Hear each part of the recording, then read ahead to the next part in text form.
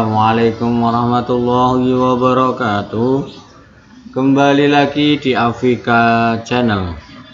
Pada kesempatan kali ini akan membahas soal SKB PAI 2020, yaitu tentang wakalah, sulhu, doman, dan kafalah. Sebelum saya memulai, jangan lupa subscribe Afika Channel. Ya, langsung saja soal nomor 1.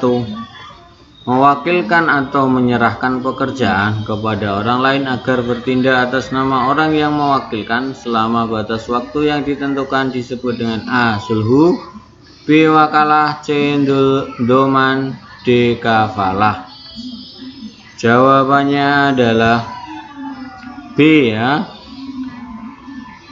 Secara bahasa wakalah artinya mewakilkan.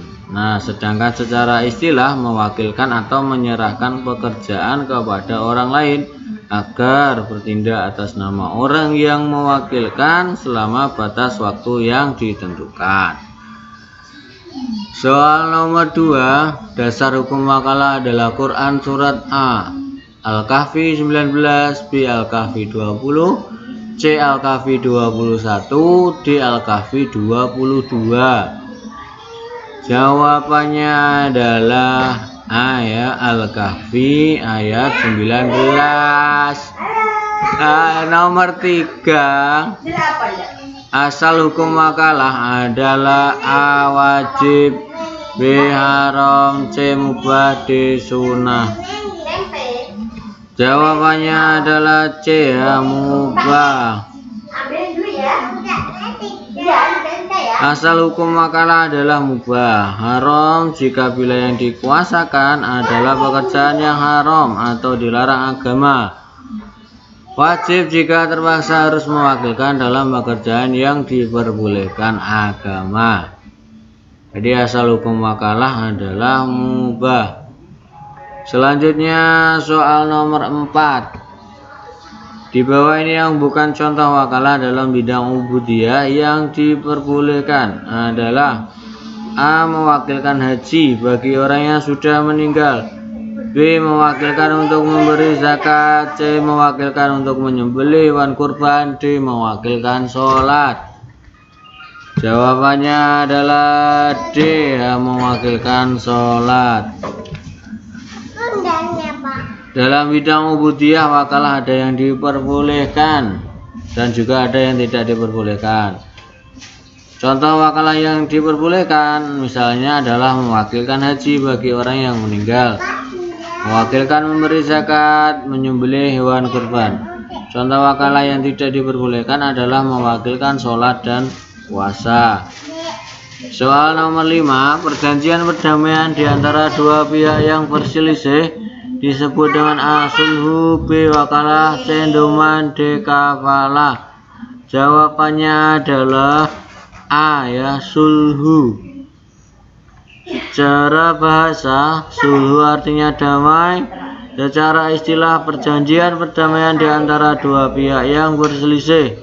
Sulhu juga dapat diartikan perjanjian untuk menghilangkan dendam, persengketaan, atau permusuhan. Selanjutnya soal nomor 6, dasar hukum sulhu adalah A. Quran surat Al-Hujurat ayat 10, B. Al-Hujurat ayat 9, C. Quran surat An-Nisa ayat 12, D. Quran surat An-Nisa ayat 15. Jawabannya adalah A. Quran surat Al-Hujurat ayat 10. Selanjutnya nomor 7, suatu ikrar atau lafaz yang disampaikan berupa perkataan atau perbuatan untuk menjamin pelunasan hutang seseorang disebut dengan A. Sulhu, B. Wakalah, C. Doman, D. Kafalah. Jawabannya adalah C. Doman. Secara doman adalah suatu ikrar atau lafaz yang disampaikan berupa perkataan atau perbuatan untuk menjamin pelunasan hutang seseorang. Dengan demikian, kewajiban membayar hutang atau tanggungan tersebut berpindah dari orang yang berhutang kepada orang yang menjamin pelunasan hutangnya. Selanjutnya soal nomor 8. Dasar hukum doman adalah A. Quran surat Al-Hujurat ayat 10, B. Quran surat Al-Yusuf 72, C. Quran surat An-Nisa 72, D. Quran surat Al-Baqarah ayat 72. Jawabannya adalah B ya, Quran surat Yusuf ayat 72. Selanjutnya soal nomor 9. Orang yang dijamin hutangnya disebut dengan A. Domin, B. Mad'mun anhu, C. Mad'mun lahu, D. doman. Jawabannya adalah B ya, mad'mun anhu. Rukun doman adalah sebagai berikut. 1. Penjamin atau disebut dengan damin. Yang kedua, orang yang dijamin hutangnya mad'mun anhu. Kemudian yang ketiga, penagih yang mendapat jaminan atau mad'mun lahu. 4. Lafal iqrar. Nomor 10. Menanggung atau menjamin seseorang untuk dapat dihadirkan dalam tuntutan hukum disebut dengan A. Sulhu, B. Wakalah, C. Doman, D. Kafalah. Jawabannya adalah D ya, kafalah. Secara bahasa kafalah artinya menanggung. Secara istilah kafalah adalah menanggung atau menjamin seseorang untuk dapat dihadirkan dalam tuntutan hukum. Selanjutnya soal nomor 11. Dasar hukum kafalah adalah A. Quran surat Al-Hujurat ayat 10, B. Quran surat Al-Yusuf 72, C. Quran surat Al-Maryam 37, D. Quran surat Al-Baqarah 73. Jawabannya adalah C ya, Quran surat Maryam ayat 37. Selanjutnya soal nomor 12. Tukar menukar atau jual beli antara dua buah barang yang sama jenisnya namun tidak sama ukuran yang disyaratkan disebut dengan riba. A. Fadl, B. Nasi'ah, C. Khordi, D. Yad. Jawabannya adalah A ya, Fadl.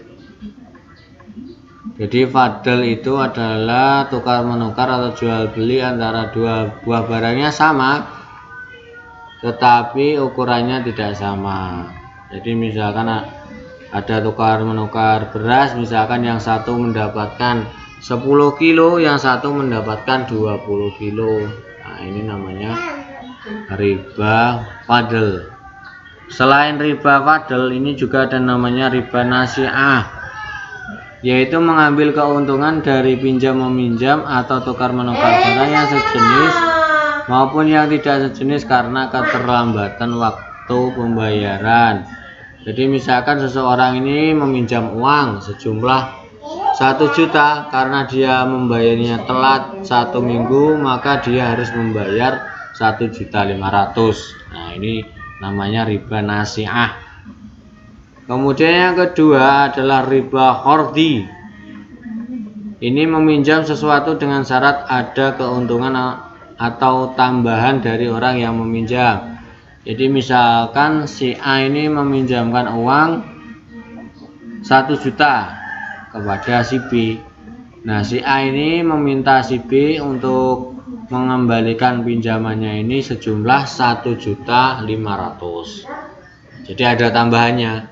Nah, ini dinamakan dengan riba khordi. Kemudian yang selanjutnya namanya ribayat. Ini pengambilan keuntungan dari proses jual beli, di mana sebelum terjadi serah terima barang antara penjual dan pembeli, ini sudah terpisah. Nah, ini sudah terpisah. Kemudian nomor 13. Menurut Yusuf Qaradawi, hukum asuransi adalah A. Mubah, B. makruh, C. haram, D. subhat. Jawabannya adalah C ya, haram.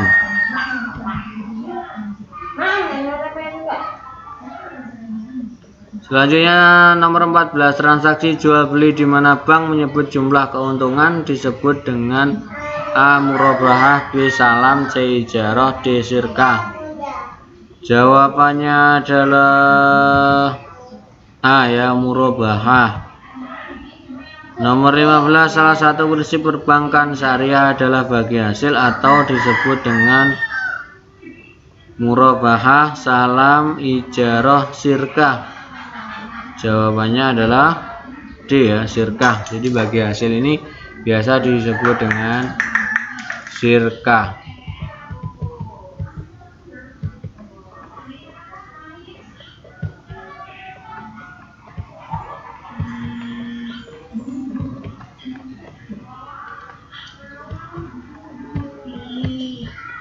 Oke teman-teman, untuk sementara sampai di sini dulu. Ada salahnya saya mohon maaf.